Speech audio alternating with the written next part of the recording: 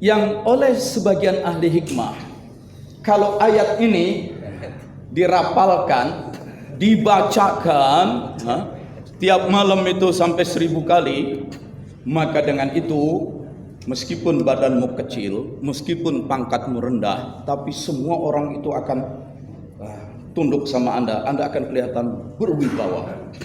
11 bintang, bulan, matahari sujud. Itu bagi yang senang hikmah. Sama dengan ketika nanti Nabi Yusuf dirayu, digoda oleh ibu angkatnya, dibawa masuk ke kamar.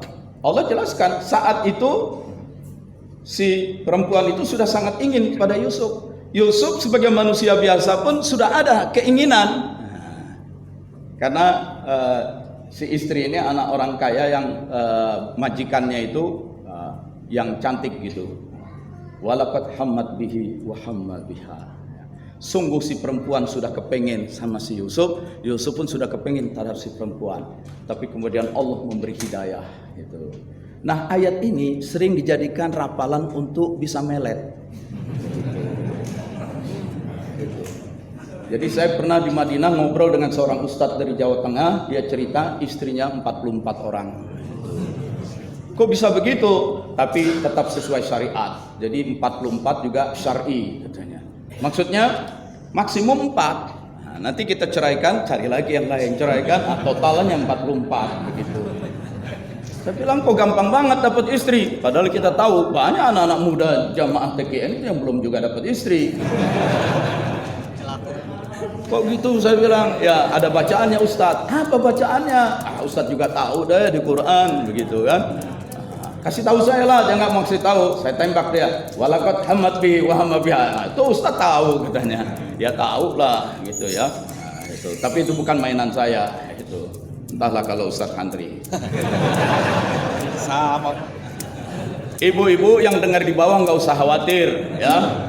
Kalau ini terus dicecar nanti oleh jamaah bapak-bapak, dia cari di Quran terus dia praktekin, ibu datang ke saya kasih bacaan penangkalnya nanti. Ya. Tapi kalau udah saya kasih bacaan penangkal, ibu bacanya pun jangan terlalu banyak, karena itu dampaknya keras itu. Nah, kasihan suaminya nggak bisa alif, wow terus nanti. Baru 3 generasi masuk sebagai migran yang miskin, anak disekolahkan, cucu disekolahkan, begitu cucu selesai, sudah langsung pegang, menempati posisi yang bagus. Karena pendidikan. Jadi kita itu, dalam hal ini kita boleh tiru. Dalam keadaan susah kayak apapun, nomor 1, pendidikan anak. Kalau perlu, berhenti merokok demi pendidikan anak. Mereka menentang negara kita dari dalam, mereka hidup berkelompok-kelompok, ya. Try to strangle that country to death financially, as in the case of Spain and Portugal. Nanti Yahudi itu akan menguasai Amerika, disedot keuangannya oleh Yahudi, sebagaimana pernah mereka lakukan terhadap Spanyol dan Portugal di masa lalu. Itu udah terbaca. Itu, ya. Jadi bapak-bapak pendiri Amerika dulu udah lihat tuh kelakuannya. Benjamin Franklin. If you do not exclude them from this United States, kalau kamu tidak menyingkirkan, mengusir orang-orang Yahudi itu dari Amerika, itu dia bilang tahun 1787. Ya, in less than 200 years, kalau kamu terlambat menyingkirkan Yahudi dari Amerika, nanti 200 tahun yang akan datang, 200 tahun yang akan datang, mereka akan menguasai negara Amerika ini. Mereka akan kuasai. Mereka akan mengubah bentuk pemerintahan kamu. Dan dalam kurang dari 200 tahun, anak cucu kita nanti akan bekerja di lapangan menjadi kuli-kuli mereka. Dan kalau kamu tidak singkirkan Yahudi dari sekarang, 200 tahun yang akan datang, anak cucu kamu akan melaknati kamu, mengutuki kamu di kuburan-kuburan. Kamu dulu yang disebut para pahlawan pendiri negara, kenapa kamu biarkan itu orang Yahudi? Itu 200 tahun akan datang. Dan dia bilang 1787 itu. Ya. Dan 200 tahun kemudian terjadi sudah. Oke.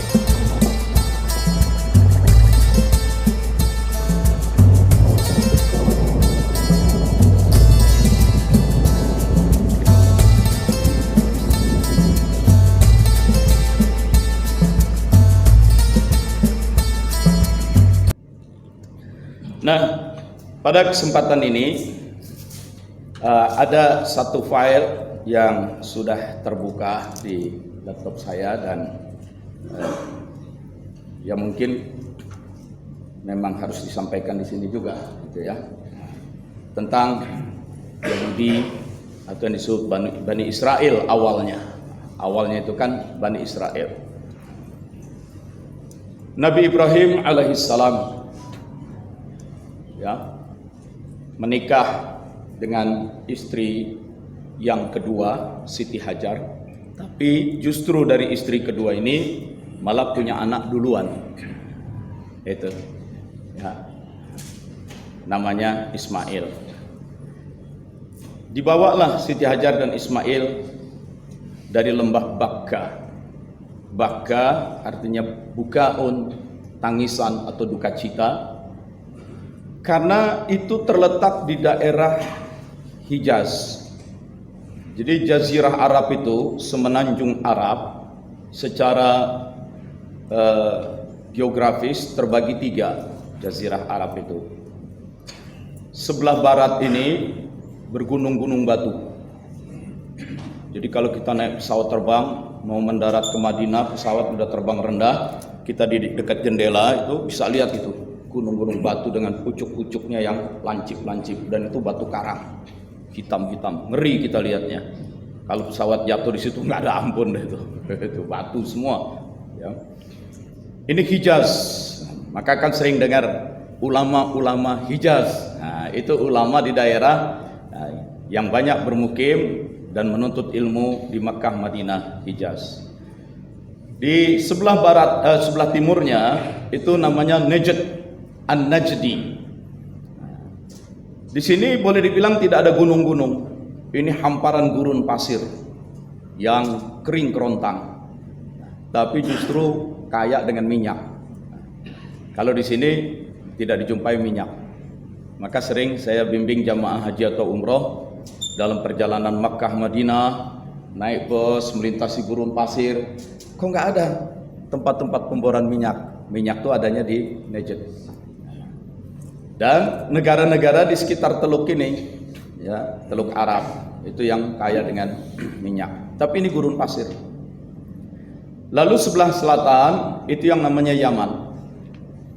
Nah, Yaman ini justru banyak subur, banyak punya hutan, banyak pohon-pohon, ya. Sebagian gurun pasir, tapi sebagian sebelah selatannya. Tapi aneh, Yaman sebelah selatan ini waktu jadi negara dulu disebutnya justru Yaman Utara, tapi letaknya sebelah selatan gitu, malah dinamai Yaman Utara. Nah, ini yang ada Sana'a, yang disebut ada Hadramaut. Nah, karena subur, banyak hutan-hutan, banyak pepohonan, banyak bunga, berarti banyak lebah. Karena banyak lebah, lalu banyak madu. Nah, sehingga kalau kita lagi umrah atau haji di Mekah Madinah, ditawari, ayo madu Yaman katanya. Nah, madu Yaman berarti banyak lebah, banyak bunga, banyak pepohonan. Saya bilang saya cari madu Mekah, itu. Dia bilang nggak ada, adanya Yaman. Karena wilayah Yaman ini relatif subur, ya, banyak pepohonan, maka asal mulanya orang Arab itu adalah Yaman ini. Jadi aslinya Arab itu justru orang Yaman, itu asalnya, tumbuh berkembang di situ. Itu.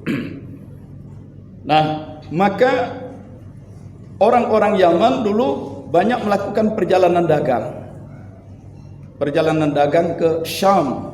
Syam itu di sini. Syam itu yang sekarang terdiri dari Palestina, Jordania, Lebanon, Syria atau Suriah, itu Syam. Nah, jadi orang Yaman ke negeri Syam, orang Syam ke Yaman, melintasi jalan-jalan gang-gang sempit di antara bukit-bukit batu itu, dan seringkali dalam perjalanan lewat di gang-gang sempit di antara bukit-bukit batu itu ada batu longsor, jatuh, kena ketiban, mati. Sehingga ada disebut dalam hadis di antara orang yang melakukan kena longsoran batu itu mati disebut mati syahid itu ya. Saya jumpai itu jalan di antara gang-gang gunung batu itu. Ngeri juga memang kalau ada batu jatuh. Ya, sebesar sekepelan, kalau dari ketinggian 20 meter kan lumayan kepala itu. Itu. Nah, aslinya Arab orang Yaman, di situ ada kota Hadramaut, maka orang-orang Yaman itu disebut juga Hadrami.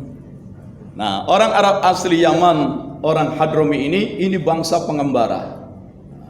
Dia menyelusuri pantai, nah, itu sampai dia ke India Barat, sampai melintasi gurun Gobi, tembus ke daerah Cina.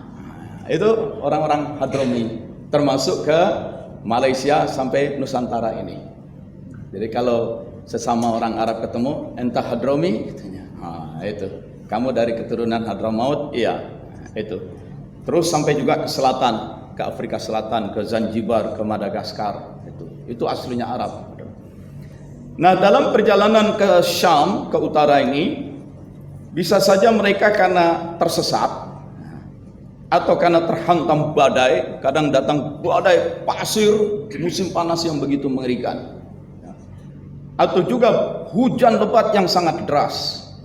Hujan di sana sangat jarang datangnya. Tapi sekali datang hujan, itu lebat sekali. Hujan yang mengenai bukit-bukit batu itu saking derasnya, dan air hujan tidak terserap, tidak tertahan oleh akar-akar pohon, maka air itu meluncur dengan deras. Sehingga kalau ada bebatuan dibawa sekalian. Nah, itu. Ya. Jadi saya pernah menyaksikan dari sebuah hotel di jendela turun hujan lebat di halaman Masjidil Haram itu. Begitu tertiup angin, orang itu bisa terjatuh dan kemudian tertiup angin, terbawa. Itu. Memang karena lantai plasanya itu marmer gitu ya, dia begitu terjatuh ya licin gitu. Tertiup angin dia terbawa, terhanyut gitu. Itu keras sekali. Maka jangan heran ada hadis di antara Rasulullah menyuruh sholat itu di jamak, antara lain pada saat turun hujan. Itu. Jadi jamak bukan karena melakukan perjalanan saja, tidak melakukan perjalanan pun kalau turun hujan jamak. Nabi perintahkan orang berteriak kepada tetangganya, tetangganya teriak lagi kepada tetangga, jangan ada yang ke masjid, jangan ada yang ke masjid, hujan sedang turun. Nanti kalau sudah reda baru ke masjid jamak. Itu. Bagi yang nggak ngerti, begitu hujan di Indonesia, kan hujan boleh kita jamak. Hujan lu di sini beda sama hujan di sana. Itu. Ya, di sana sekali hujan orang itu bisa jatuh terpelanting. Begitu. Beda curahnya. Jadi jangan gampang jamak di sini ya. Makan aja kagak mau dijamak. Itu. Nah, itu. Nah, dan karena perjalanan tersesat atau terhantam badai, sehingga terjadi keterlambatan, kehabisan bekal, akhirnya mereka kelaparan, mati di lembah Bakka. Di lembah itu mereka mati, karena mati menimbulkan kesedihan, duka cita. Maka lembah itu disebut lembah Bakka, lembah duka cita. Karena banyak kasus kematian di situ. Karena orang nyasar, orang kehabisan bekal, orang hantam badai. Bakka, bukaun. Nah, maka Nabi Ibrahim atas petunjuk Allah memang membawa istrinya dan Ismail ke lembah Bakka, lalu ditinggal balik lagi ke Kanaan. Tinggal balik setelah kira-kira 16 tahun, oleh Allah disuruh tengokin lagi. Maka Nabi Ibrahim kembali lagi ke Siti Hajar. Wah, jangan-jangan anak saya udah mati nih, istri saya udah mati, tinggal tulang tengkorak yang saya temui. Ternyata tidak, dengan pertolongan Allah sudah muncul sumur Zam-Zam. Saya nggak perlu lebih detail ceritanya. Maka Ismail sudah tumbuh jadi pemuda, senanglah Ibrahim jumpa anak laki-laki yang sangat dia ingin-inginkan. Sudah lebih dari 80 tahun baru bisa punya anak namanya Ismail.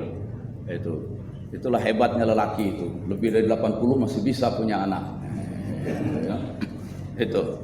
Maka hati-hati sama lelaki.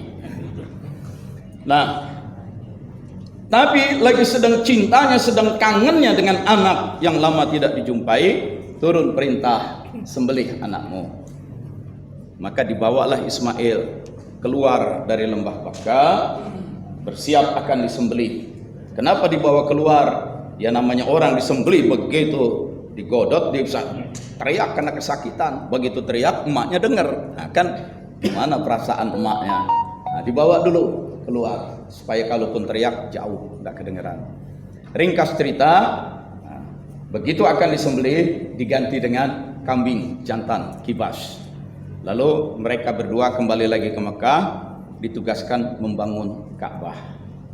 Nabi Ibrahim berdoa, ya Allah, jadikanlah qalbu manusia, hati nurani manusia dari berbagai penjuru dunia selalu punya keinginan untuk datang ke tempat ini. Rabbi ja'al af'idatan minan nas tahwi ilaihim. Jadikanlah hati nurani manusia selalu berkeinginan datang ke Ka'bah ini. Sampai sekarang doa itu masih dikabulkan, makanya orang masih rindu banget datang ke Mekah. Ada di sini yang nggak kepengen ke Mekah? Nggak ada ya. Itu. Maka jangan lupa doa, ya Allah, berikanlah kepadaku kemampuan dan kesempatan untuk dapat mengunjungi Makkah sebelum berjumpa mati. Itu doakan terus itu supaya ada kesempatannya. Itu.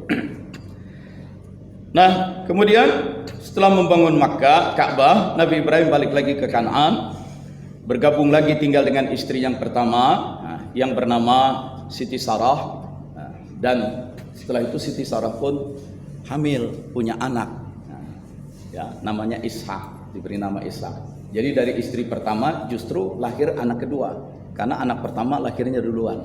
Itu. Ini salah satu bahan perdebatan antara Islam dengan Kristen. Kalau menurut Islam yang akan disembelih itu Ismail. Kalau menurut Nasrani, oh tidak, Ismail itu kan saudaranya Nabi Muhammad, Siti Hajar. Yang disembelih itu Ishak. Nah, itu. Kata yang Islam, baca kitab sucimu. Di dalam kitab sucimu itu, di dalam Bible diperintahkan, maka sembelihlah anakmu yang tunggal itu. Nah, mana anak tunggal? Anaknya dua, sangat mungkin disebut anak tunggal ketika yang kedua belum lahir kan? Nah, di situ. Tapi yang Nasrani nggak mau kalah set lagi. Yang disebut anak tunggal itu Ishak. Nah, lo kan anaknya dua, tapi Ishak kan lahir dari istri pertama. Nah, sedangkan Ismail lahir dari istri kedua. Nah, dan istri kedua itu tidak dianggap sebagai istri sah. Gitu. Jadi tetap anak tunggal itu dari yang pertama. Apa bukti Siti Hajar itu dianggap bukan istri sah? Nah, nih lihat. Dalam Bible bahasa Indonesia dikatakan itu.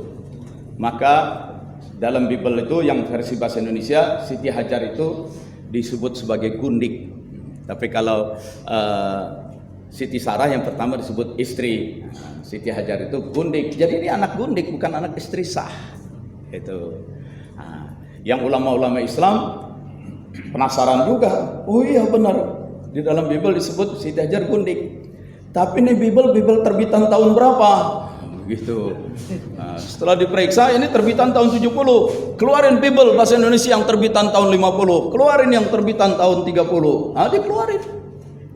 Ternyata di Bible yang sebelum tahun 70 disebut istri, bukan gundik. Nah, jadi ada yang pintar mengubahnya. Keluarkan lagi Bible bahasa Inggris, datangkan lagi Bible bahasa Belanda. Semua dalam bahasa-bahasa itu disebut istri. Cuma di Indonesia disebut gundik. Hanya supaya menyalahkan dia bukan anak yang sah. Supaya anak tunggal tetap Ishak. Itu. Saya ikuti perdebatan-perdebatan itu. Karena sejak tahun-tahun 74-75 sudah belajar Kristologi. Sudah sering menghadiri perdebatan antara Islam dan Kristen itu. Begitu. Tapi kalau kata Gus Dur, orang Islam, orang Kristen ribut, siapa yang disembelih, Ismail atau Ishak? Padahal yang disembelih kambing, bukan dua-duanya. Itu. Kenapa masih diributin? Siapa yang disembelih, Ismail atau Ishak? Padahal yang disembelih kambing kan ujung-ujungnya, nggak jadi dua-duanya disembelih. Gus Dur dilawan. Itu aja pak repot-repot. Nah, dari Ishak inilah lahir keturunan yang bernama Yakub. Yakub itu disebut juga nama lainnya adalah Israel. Jadi Anda jangan suka maki-maki Israel, karena Israel itu Yakub. Itu. dasar Israel lo pelit banget katanya. Itu nama Nabi Yakub, jangan gitu ya. Nah, ringkas cerita, nanti dari Yakub itu lahir anak-anak yang banyak, antara lain Yusuf yang memiliki 11 saudara itu.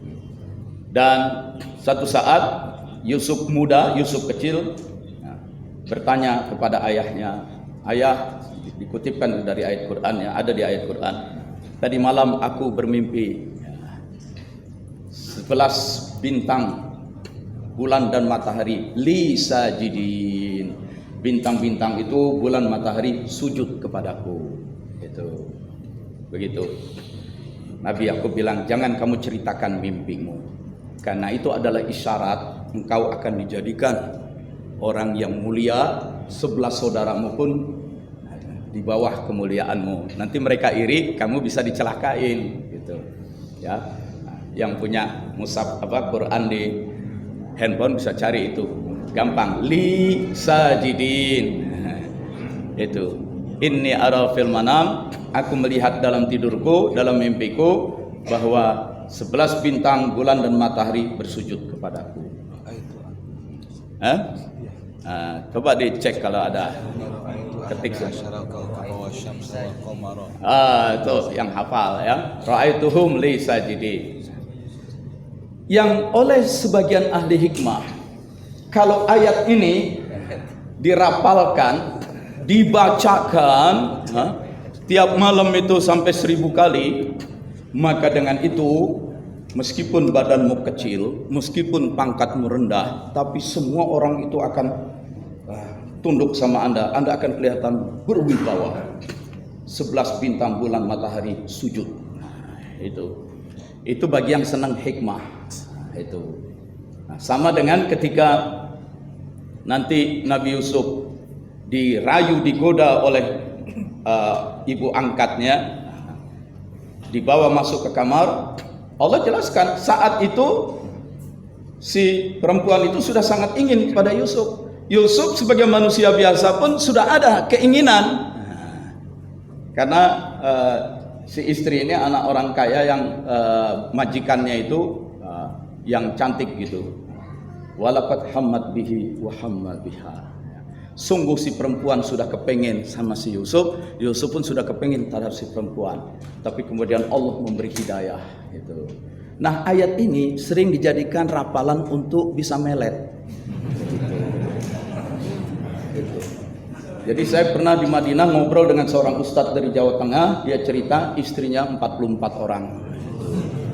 Kok bisa begitu? Tapi tetap sesuai syariat. Jadi 44 juga syar'i katanya. Maksudnya maksimum 4. Nah, nanti kita ceraikan, cari lagi yang lain, ceraikan, totalnya 44 begitu. Saya bilang kok gampang banget dapat istri, padahal kita tahu banyak anak-anak muda jamaah TKN yang belum juga dapat istri. Kok gitu? Saya bilang, ya ada bacaannya Ustadz. Apa bacaannya? Ustadz juga tahu deh di Quran begitu kan. Kasih tahu saya lah, dia nggak mau kasih tahu, saya tembak dia. Walaqad hammat bi wa hamma biha. Itu Ustaz tahu katanya. Ya tahu lah gitu ya. Itu. Tapi itu bukan mainan saya itu. Entahlah kalau Ustaz Handri. Sama. Ibu-ibu yang dengar di bawah nggak usah khawatir ya. Kalau ini terus dicecar nanti oleh jamaah bapak-bapak, dia cari di Quran terus dia praktekin, ibu datang ke saya kasih bacaan penangkalnya nanti. Ya. Tapi kalau udah saya kasih bacaan penangkal, ibu bacanya pun jangan terlalu banyak, karena itu dampaknya keras itu. Nah, kasihan suaminya nggak bisa alif wow terus nanti. Gitu. Nah, ini ada orang biasalah nyari mantra dari Quran, itu ayat-ayat Quran dijadikan mantra. Ringkas cerita, Yusuf yang masih muda dicelakai, dimasukkan dalam lubang sumur yang besar, lalu dibawa oleh pedagang, ditemukan oleh pedagang, dibawa ke Mesir. Dan nanti di Mesir, dia ringkas cerita, setelah difitnah, dimasukkan dalam penjara, lalu dengan mimpinya bisa melihat masa depan akan ada 7 musim panen berlimpah. Tapi setelah itu 7 musim paceklik. Karena itu kita harus berhemat-hemat dengan hasil-hasil panen ini. Karena dianggap dia yang paling tahu, beliau paling tahu tentang resiko masa depan, maka begitu panen oleh raja diangkat dia yang menjadi petugas gudang. Kerajaan punya gudang, hasil panen masukkan dan boleh diambil untuk makan para penduduk, sedikit-sedikit dihemat. Bersiap setelah ini akan ada 7 musim paceklik. Ya, kalau bahasa sekarang, Nabi Yusuf menjadi kepala bulog. Nah, itu urusan logistik. Tapi beliau kan dipenjara dulu, dipenjara keluar baru jadi kepala bulog. Kalau di sini kepala bulog dulu baru masuk penjara. Itu. Nah, setelah jadi pejabat di Mesir, maka orang tuanya Yakub dan saudara-saudara kandungnya pun bergabung ke Mesir. Itu. Jadilah Bani Israel, keturunan Israel berpindah dari Kanaan ke Mesir. Nah, itu. Berkembang biaklah Bani Israel di Mesir. Ya. Bertambah banyak. Kakeknya, bapaknya yang nabi-nabi ini akhirnya pada meninggal dunia. Lalu keturunannya beratus tahun kemudian mengingkari ajaran kakek neneknya. Meskipun minoritas di negeri Mesir, tapi nanti mereka bisa menjadi orang yang paling kaya di Mesir karena menjalankan taktik riba. Nah, taktik riba, minjemin duit kepada petani-petani Mesir dengan bunga yang tinggi. Petani yang miskin pinjemin bunga tinggi, nanti diambil. Kalau nggak mampu bayar bunga tinggi, ya gerobaknya disita, ladangnya disita, emasnya disita. Jadi lama-kelamaan meskipun minoritas, dia bisa menguasai perekonomian seluruh Mesir. Jadi kelompok paling kaya. Itu sistem ribawi. Maka rakyat Mesir marah akhirnya.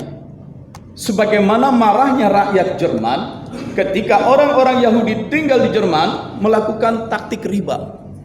Sehingga akhirnya minoritas Yahudi itu menjadi sangat kaya, punya emas berbalok-balok, tapi rakyat Jerman yang asli itu malah miskin.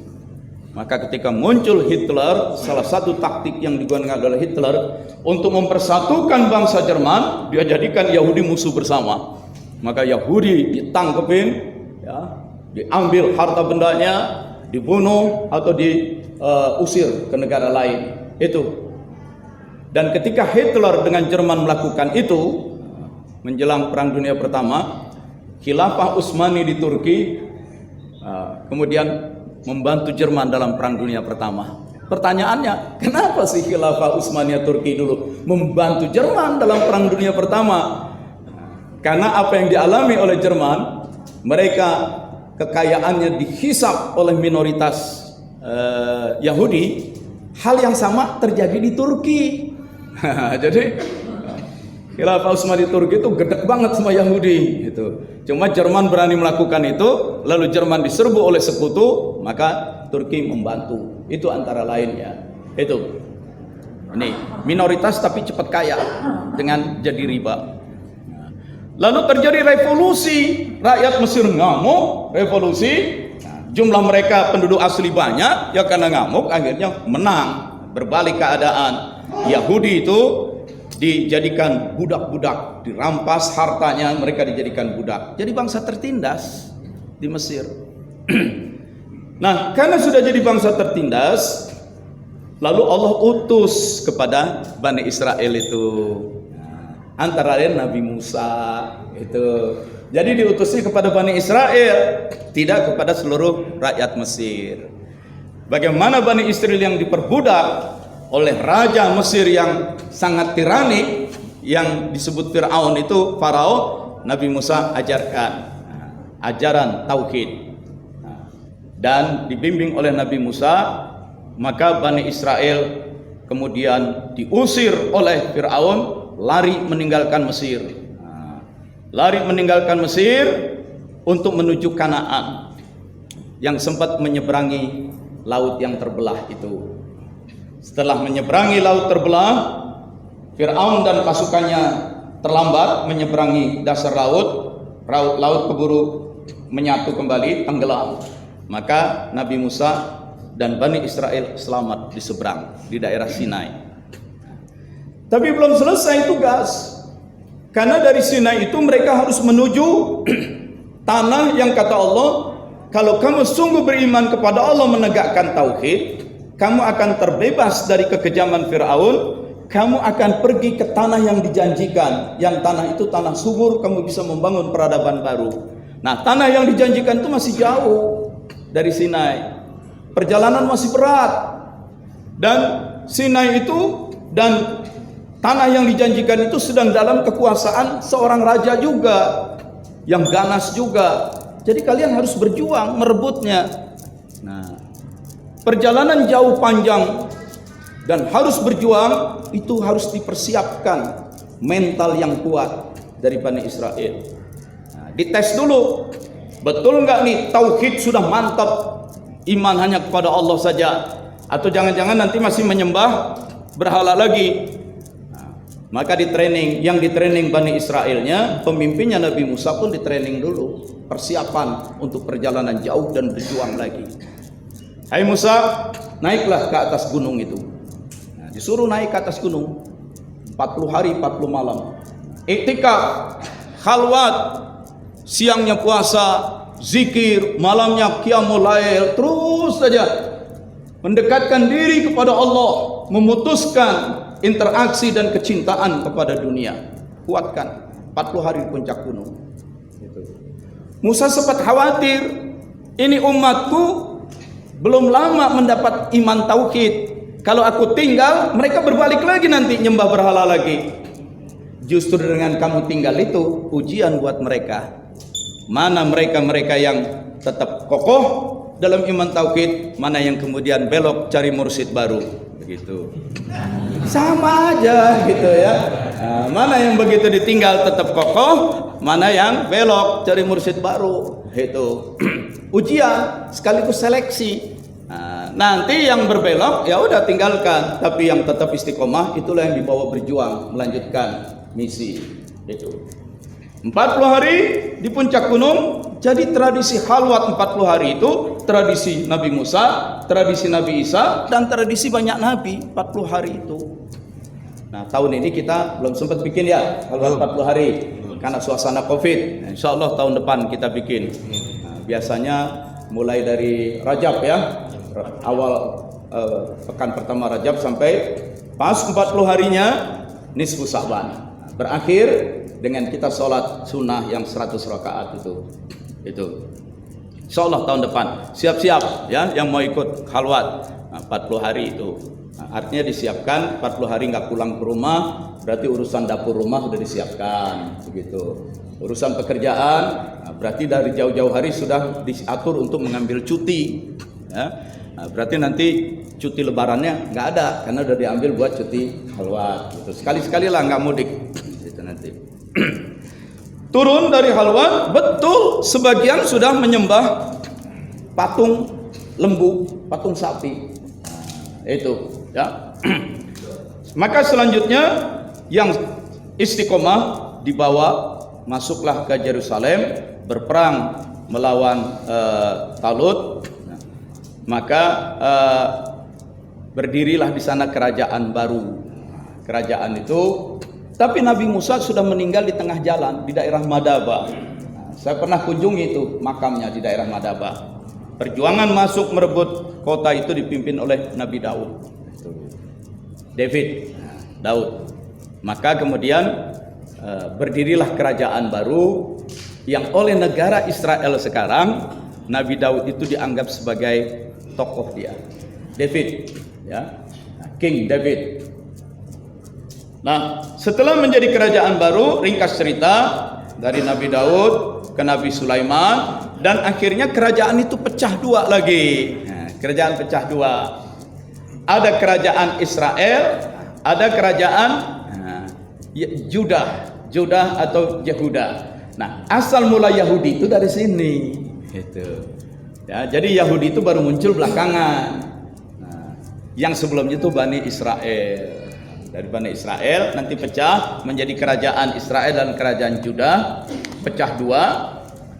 Saat itulah datang Kaisar Romawi yang terkenal, ya, pasukannya datang masuk menjajah, ya, terutama yang dipimpin oleh Alexander. Alexander bahasa Arabnya Iskandar.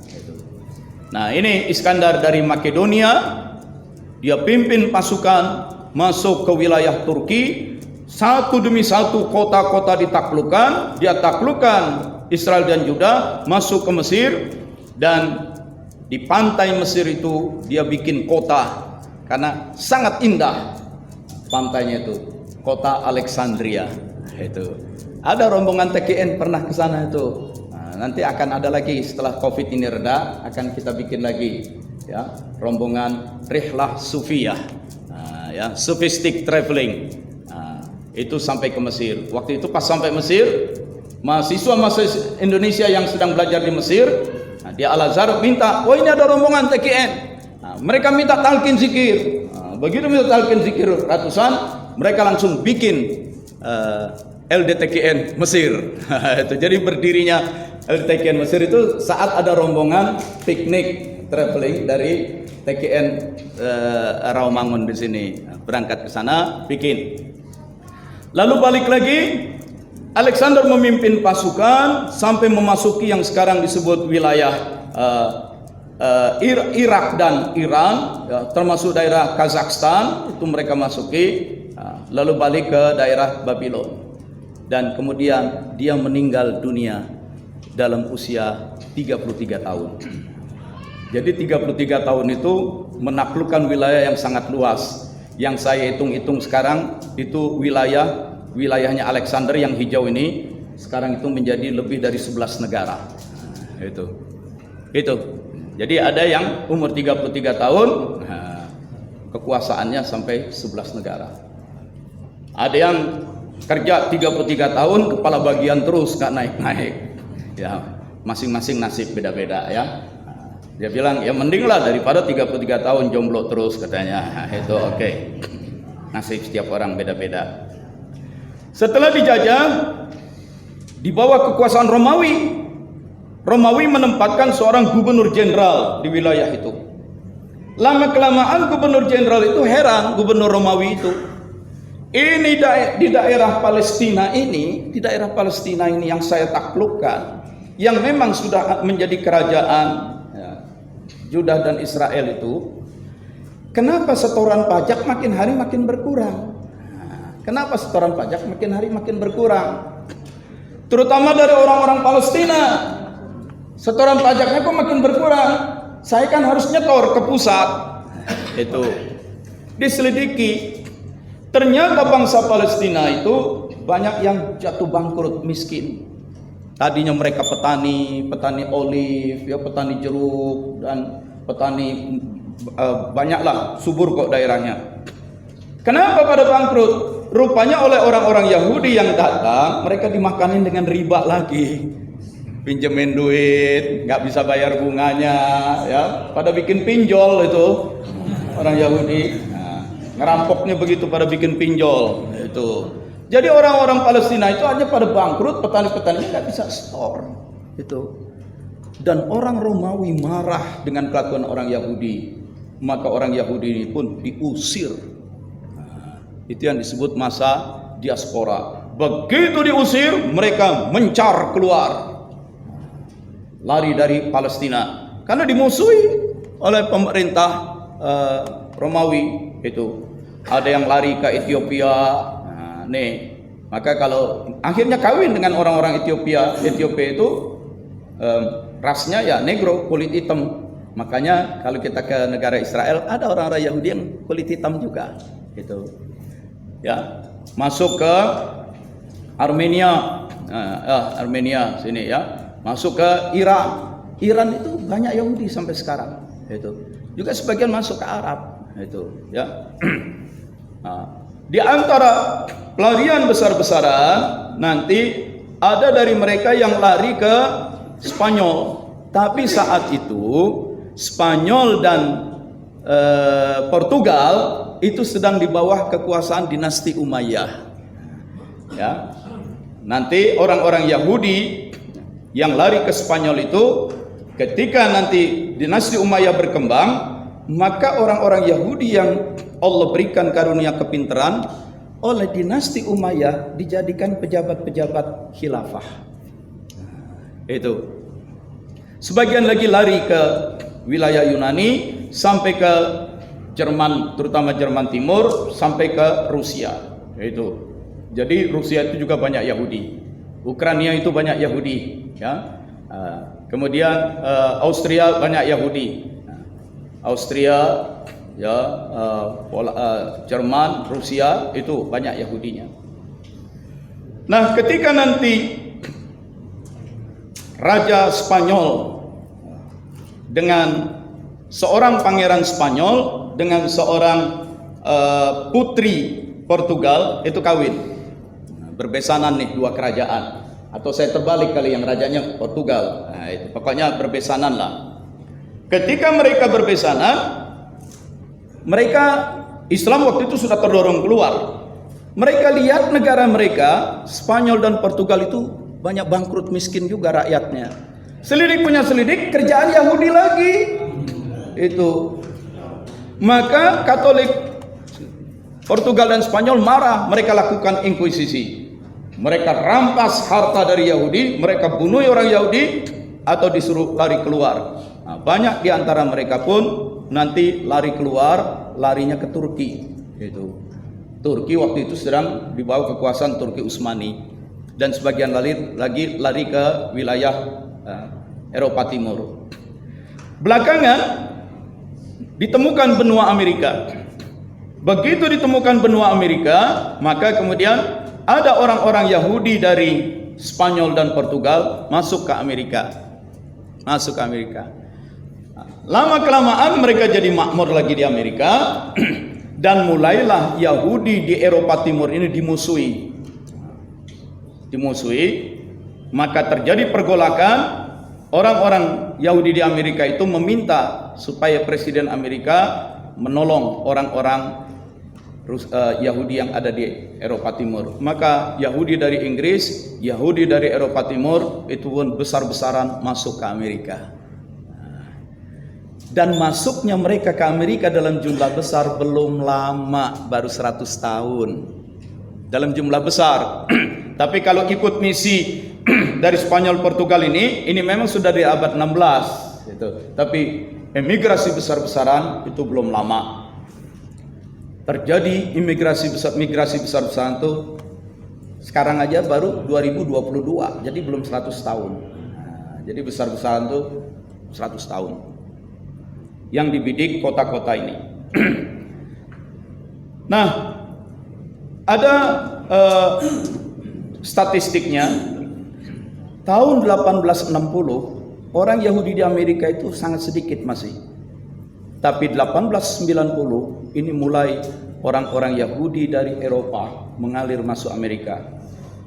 Dan situasi makin panas, gejolak-gejolak ekonomi makin membahayakan. Maka 1910 orang-orang Yahudi dari Eropa Timur dalam jumlah besar-besaran masuk ke Amerika. Mendadak Yahudi di Amerika jadi 2 juta orang. Dan 1914 Perang Dunia Pertama. Jadi mereka udah tahu bakal situasi ekonomi politik makin gawat, mereka kabur duluan, dan gak lama kemudian Perang Dunia Pertama. Itu. Kemudian 1940 migrasi lagi besar-besaran. Yahudi di Amerika mendadak jadi 4 juta. Dan 1942 mulai Perang Dunia Kedua. Nah, jadi mereka ikuti perkembangan tuh. Ketika situasi mulai gawat, ekonomi mulai makin timpang, politik makin panas, mereka kabur. Nah, Perang Dunia Pertama, Perang Dunia Kedua itu. Dan nanti 1970 mulai krisis minyak. Nah, itu. Nah, mereka pun lari lagi ke Amerika lagi, mendadak jadi 5 juta orang. Dan 1973 terjadi perang antara Israel dengan Mesir.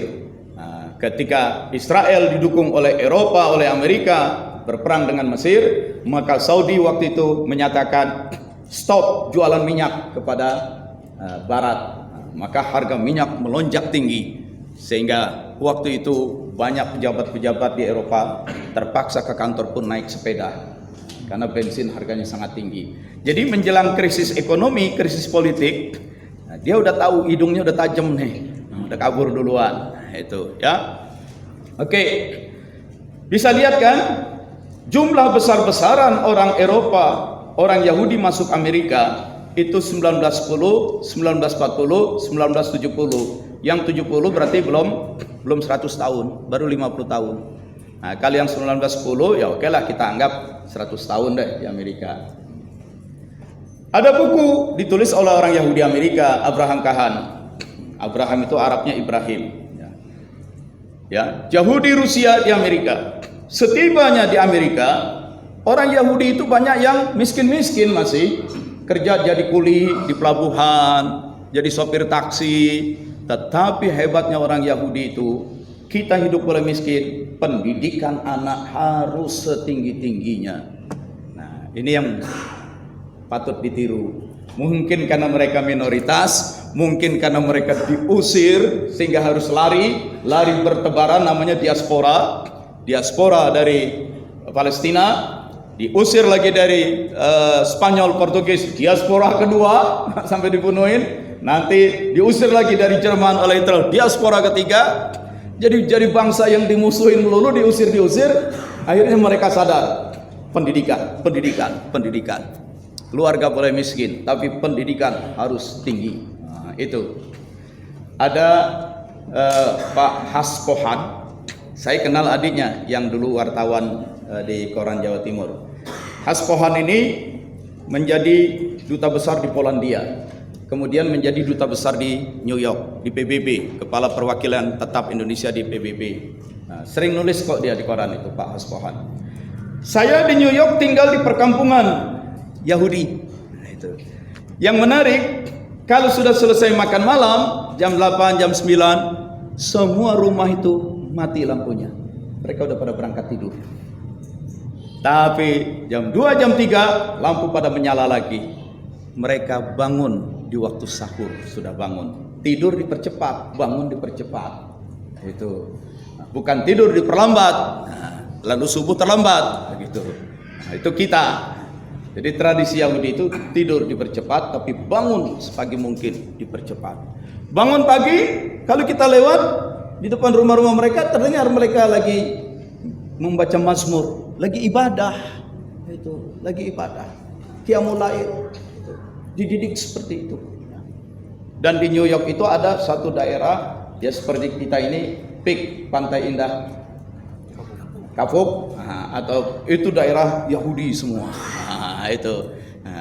Karena itu tidak heran Cina pun disebut Asian Jews. Yahudinya Asia, ya Cina itu, karena kelakuan mirip begitu. Itu. Tapi tidak boleh membenci Yahudi sebagai etnis, karena orang yang etnis Yahudi juga banyak yang Muslim juga. Itu. Nggak boleh memusuhi Cina karena etnis Cina. Mantu saya juga Cina. Soalnya. Itu. Ya, oke ya. Tetapi dalam waktu 3 generasi, anak, cucu, ya, bapaknya datang, anaknya disekolahin, cucu, begitu cucu lulus kuliah, ini yang terjadi. Di Amerika itu, wartawan-wartawan, analis-analis politik, pejabat lembaga-lembaga politik yang hebat-hebat, 26%-nya Yahudi. Mereka minoritas, tapi dididik anaknya sebaik-baiknya, maka nanti elit penguasa yang seperempatnya itu adalah Yahudi. New York itu pusat keuangan dunia. Penulis buku, wartawan dan pengacara-pengacara di sana 59%-nya Yahudi. Kemudian yang kerja di DPR, di parlemen, sebagai anggota kongres, sebagai senator, sebagai sekretaris, 40% orang-orang yang kerja di situ itu adalah orang-orang Yahudi. Pegawai-pegawai pemerintahan di tempat-tempat yang strategis, terutama Departemen Luar Negeri, Departemen Pertahanan, Departemen Keuangan, Kehakiman, dan kita tahu FBI itu di bawah kehakiman, itu 38% Yahudi. Dan 11 orang anggota Dewan Keamanan Nasional, dari 11, 7-nya itu adalah Yahudi. Di zaman Presiden Clinton, ya, Menteri Luar Negeri Amerika Madeleine Albright itu Yahudi, Menteri Keuangan Yahudi, Menteri Pertahanan Yahudi, Gubernur Bank Sentral, Gubernur BI-nya yang mengendalikan keuangan moneter Yahudi, ya. Menteri Pertanian Yahudi, Kepala Intelijensi CIA Yahudi. Padahal baru 3 generasi.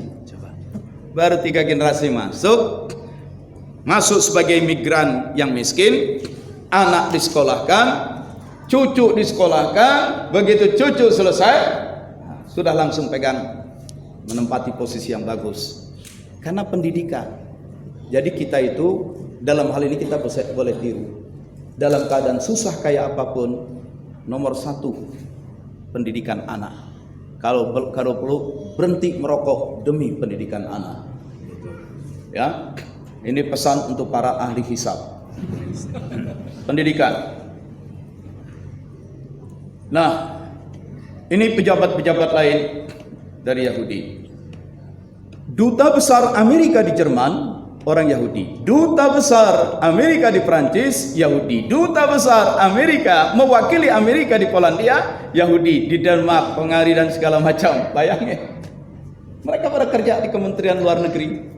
Akhirnya pada jadi duta besar di berbagai tempat. Mereka masuk kerja di Kementerian Pertahanan. Mereka masuk ke Kementerian Keuangan. Pos-pos strategis mereka kuasai. Pertama kali saya ke Israel tahun 1995 sebagai turis, yang menjadi guide bapaknya dia adalah duta besar Israel di Amerika. Nah, lalu dia cerita ngobrol-ngobrol bahwa tiap warga Israel itu punya paspor minimal 2. Karena kalau dia pakai paspor Israel ke berbagai negara itu sering ditolak. Nah, maka dia pakai paspor 2. Masuk ke Indonesia pakai paspor Israel sering ditolak. Nah, dia pergi ke Jerman, nah, nanti dia dapat paspor Jerman. Nah, baru itu masuk ke Indonesia pakai paspor Jerman. Kenapa? Karena pejabat-pejabat di Kementerian Luar Negeri Amerika orang dia. Dubes-dubes Amerika di berbagai negara orang dia. Jadi dia bisa dengan mudah mendapatkan paspor dari negara-negara itu. Itu. Begitu cerdiknya, begitu kuatnya pengaruh politik mereka. Itu. Sekitar tahun 80-an, Indonesia mau beli pesawat tempur yang paling hebat, buatan Amerika. Amerika nggak mau jual kalau pesawat itu masih baru. Yang dijual ke Indonesia pesawat bekas. Itu. Nah, pesawat bekas itu diservis dulu, refurbish. Semua dibikin jadi kayak baru lagi. Itu. Nah, yang melakukan pembaruan itu Israel. Setelah siap, maka pilot-pilot Indonesia dikirim untuk menjemput pesawat itu ke Israel. Tapi kalau ketahuan bakal geger itu dalam negeri, politik dalam negeri. Kita nggak punya hubungan diplomatik dengan Israel, kok beli pesawatnya dari Israel, mengirim perwira-perwira TNI AU ke Israel. Nah, maka perwira-perwira TNI AU yang pilot-pilot itu diberangkatkan dari Indonesia ke Jerman. Di Jerman ada pangkalan militer Amerika. Nah, itu besar itu pangkalan militernya. Nah, karena waktu itu masih ada terpisah Jerman Barat dan Jerman Timur. Jadi perang dingin masih cukup kuat menghadapi komunis. Begitu perwira-perwira kita sampai di lapangan terbang pangkalan militer Amerika yang ada di Jerman, semua pakaiannya disuruh buka, dikasih seragam baru yang ukurannya udah cocok. Nah, semua pakaian dinas mereka, seragam TNI AU dimasukin tas, dan semua barang-barang tas mereka disita. Paspor mereka juga disita. Tapi mereka sudah pakai seragam pilot. Seragam pilot, dikasih tanda pangkat entah apalah, naikkan pesawat terbang ke Israel. Jadi masuk ke Israel tidak bawa paspor Indonesia, nggak bawa KTP Indonesia, baju dari Indonesia aja nggak dibawa, disita itu di Jerman. Masuk ke Israel itu udah pakai pakaian seragam pilot milik lain. Ya pakaian dalam disediain gitu buat salin ya, pakaian juga. Jadi nggak bawa apa-apa, naik pesawat militer Amerika masuk ke Israel. Di pangkalan TNI AU Israel mereka dilatih bagaimana cara menerbangkan pesawat itu. Gitu. Nah, memang ketika dari Indonesia sebelum terbang, jenderalnya bilang kamu akan terbang ke satu negara dan ini misi rahasia. Tidak boleh ada siapapun tahu kamu itu dari Indonesia. maka nanti sampai di satu daerah semua dokumen Indonesia, ciri Indonesia kamu itu kamu bakal disita. Kamu masuk ke satu wilayah bukan siapa-siapa, bukan apa-apa, hanya pakai seragam pilot, dikasih nomor saja, kasih nomor, nama pun hilang. Dan kalau sampai ketahuan oleh wartawan manapun muncul di media, ini ada orang Indonesia maka pemerintah Indonesia akan katakan tidak benar itu. Kamu tidak akan bisa pulang ke Indonesia. Kamu tidak lagi diakui. Biasa misi intelijen kan begitu. Kamu pergi, kalau kamu ketahuan gagal, maka kamu akan disangkal sebagai bagian dari Indonesia. Itu. Akhirnya setelah dilatih, pesawat terbang itu dibawa ke Jerman, barulah paspornya dapat lagi, seragamnya lagi, lalu pesawat terbang itu dibawa ke Indonesia. Jadi orang Indonesia lagi. Itu. Para perwira itu pada cerita, dan salah satunya perwira itu mayor jenderal, bukan mayor jenderal, marskal muda, mantan ketua YSB Suryalaya, Pak Mahfudin Taka. Tapi kan waktu itu pangkat saya baru kapten gitu ya, saya disuruh-suruh aja, jadi saya menyusup itu. Dan ini sudah bukan rahasia lagi, karena sudah lebih dari sekian puluh tahun itu sudah boleh dibuka di TV Metro TV. Itu sudah berapa kali itu dikisahkan misi rahasia pembelian pesawat tempur dari Amerika, dari Israel. Dikirimlah perwira-perwira kita itu. Yang cerita itu siapa? Jenderal Pitut siapa itu dia orang intelijen juga. Itu. Jadi di saat Orde Baru pun jangan katakan tidak ada kontak-kontak dengan Israel, itu sudah terjadi. Itu. Oke.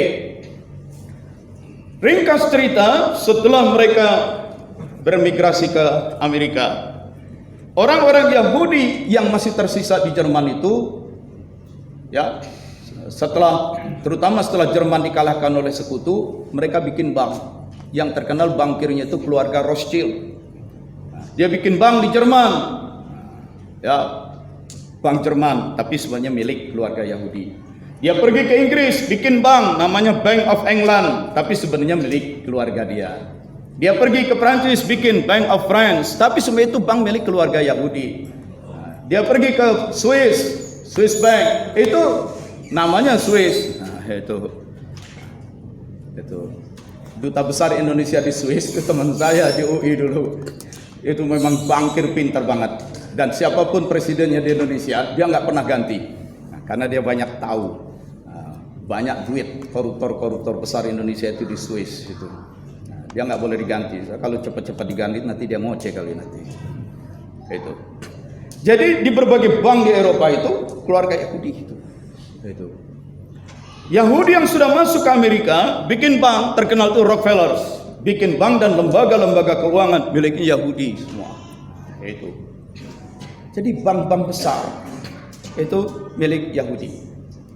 Setelah Perang Dunia Kedua, maka dunia itu ada dunia lama Eropa, ada dunia baru, dunia barat itu Amerika, ada negara-negara yang baru muncul lepas dari penjajahan, disebutnya negara ketiga, the third world, dunia ketiga.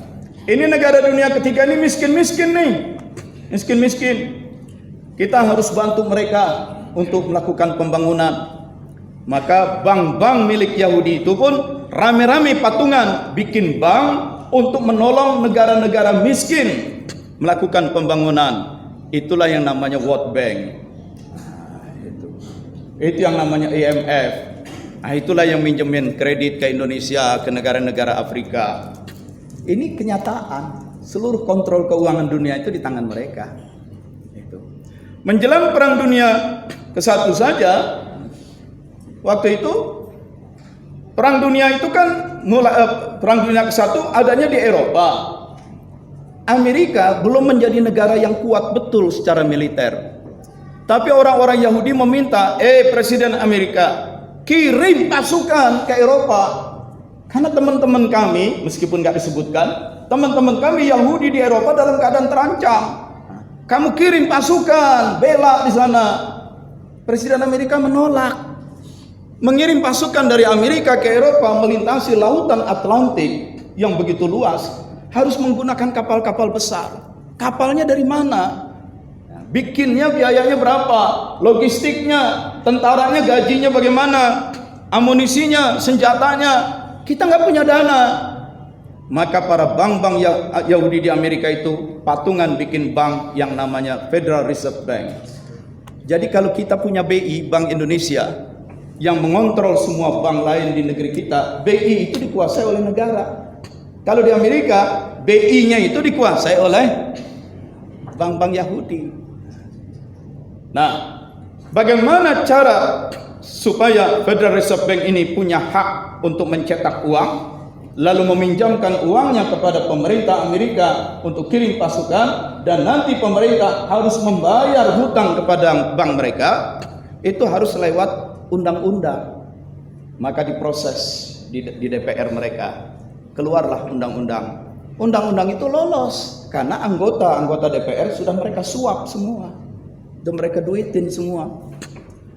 Jadi ironis, yang namanya BI-nya Amerika, pemegang sahamnya itu 12, pemegang sahamnya ini adalah lembaga-lembaga keuangan swasta. Jadi swasta gabungan bikin bank, bank minjemin duit kepada negara, negara harus, rakyatnya bayar pajak, di antara pajak nanti harus bayar hutang kepada mereka. Ini yang tidak disangka oleh sebagian orang yang nggak ngerti, bahwa Amerika itu dikuasai oleh swasta. Ya, kok bisa begitu? Sah menurut undang-undang. Kenapa undang-undang kayak begitu bisa muncul? Karena ketika dibahas, anggota DPR-nya itu udah pada disuap semua. Maka lolos undang-undangnya seperti itu. Ya, tapi lolos undang-undangnya dari DPR, kan dia menjadi sah berlaku kalau ditandatangani oleh presiden. Kalau presiden nggak mau tanda tangan, nggak berlaku undang-undang. Presidennya waktu itu Woodrow Wilson terpaksa tanda tangan karena dia ditodongi pistol. Gitu. Nah, jadi sekarang rakyat Amerika itu tiap tahun harus bayar pajak kepada IRS. Kalau kita dirjen pajak, kalau mereka itu Internal Revenue Service. Nah, dari uang itu nanti bayarkan hutang ke sana. Nah, jadi negara itu dikuasai. Yahudi itu jadi oligarki. Kita juga keadaan nggak beda sekarang. Itu, ya. Maka undang-undang kayak apapun lolos saja semua. Itu. Termasuk undang-undang mau bikin 3 periode, mau mengundur pemilu. Itu kan kalau nggak rame-rame diteriakin, kalau mahasiswa nggak turun, jadi itu. Dan ini pun belum tentu aman, karena bisa-bisa dalam keadaan diam-diam, tahu-tahu sidang MPR muncul undang-undangnya. Gitu. Loh, anggota DPR kita pada kemana memang? Kalau anggota DPR-nya terlalu vokal, ketua parpolnya ditelepon, itu copot dia dari anggota DPR, ganti dengan orang lain. Kalau nggak mau ganti, ya ketua partainya yang di KPK kan. Ketua partai udah banyak punya kasus kok, tapi didiemin. Nanti kalau ngelawan baru dikasuskan. Tiba-tiba beredar di medsos, ketua partai minggu depan akan dipanggil menjadi saksi di KPK. Nah, itu udah isyarat. Panggilan jadi saksi, masuk. Begitu keluar jadi tersangka, pakai rompi oranye. Mau. Kalau nggak mau, pecat itu anggota DPR. Nah, begitu. The power of money. Begitu. Nah, saudara sekalian, ini adalah gambaran realitas, ya. Realitas dunia kayak begini memang. Nah, itu. Tapi ente jangan kemudian jadi sesak perasaan. Nah, jadi dendam, marah, jadi kita nggak bisa ngapa-ngapain. Jangan, ente orang tarekat. La ilaha illallah, la ilaha illallah, ya. Jadi gejala orang-orang Yahudi di Amerika sudah akan menguasai negara, itu sudah terbaca oleh tokoh pendiri Amerika, George Washington. Itu George Washington itu kesannya jelek sekali terhadap orang Yahudi. Ya. Orang-orang Yahudi itu nanti akan merampok menguasai negara kita. Ketika jumlah Yahudi di Amerika masih kecil, masih sedikit. Benjamin Franklin juga, ya. Mereka menentang negara kita dari dalam. Mereka hidup berkelompok-kelompok, ya. Try to strangle that country to death financially, as in the case of Spain and Portugal. Nanti Yahudi itu akan menguasai Amerika, disedot keuangannya oleh Yahudi sebagaimana pernah mereka lakukan terhadap Spanyol dan Portugal di masa lalu. Itu udah terbaca. Itu, ya.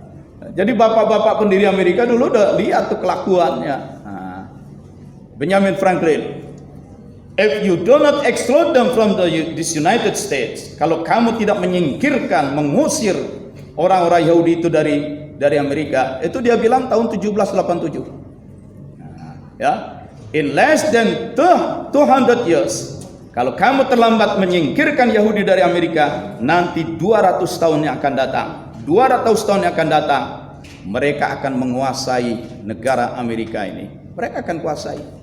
Mereka akan mengubah bentuk pemerintahan kamu. Dan dalam kurang dari 200 tahun, anak cucu kita nanti akan bekerja di lapangan menjadi kuli-kuli mereka. Dan kalau kamu tidak singkirkan Yahudi dari sekarang, 200 tahun yang akan datang, anak cucu kamu akan melaknati kamu, mengutuki kamu di kuburan-kuburan.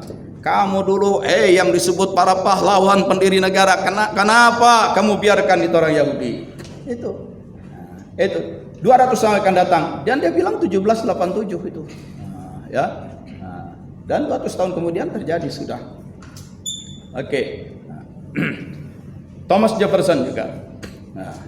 Orang Yahudi itu meskipun tinggal di berbagai tempat terpencar-pencar, tapi mereka tetap satu bangsa, satu kesatuan.